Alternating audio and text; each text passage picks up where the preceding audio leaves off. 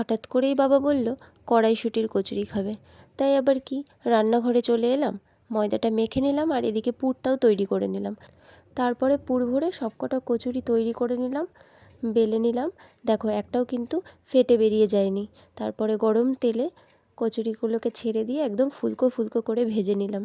খুবই ভালো লাগলো যখন এই সুন্দরভাবে ফুলে উঠলো, আর ভেতরের পুরগুলো কিন্তু একদম বেরিয়ে যায়নি, একদম পারফেক্ট হয়েছিল। যাই হোক, আস্তে আস্তে তো আমি ভেজে নিলাম। দেখো কত সুন্দর হয়েছে। এবার আমি তেলটা ঝরিয়ে আস্তে আস্তে তুলে নেব। দেখো কতগুলো হয়েছে, সবকটা ফুলেছিল।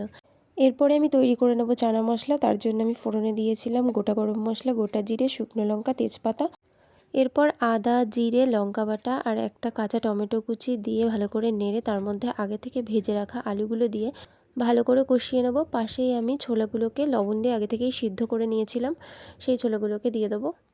সামান্য একটু জল দিয়ে নামানোর আগে জিরে ধনে গুঁড়ো দেবো এবং একটু গরম মশলা দিয়ে নামিয়ে নেব। ভিডিওটি কেমন লাগলো অবশ্যই জানাবে। তোমাদের একটা লাইক কমেন্ট আমাকে আরও উৎসাহিত করে নতুন নতুন ভিডিও বানানোর জন্য। Tata, bye bye.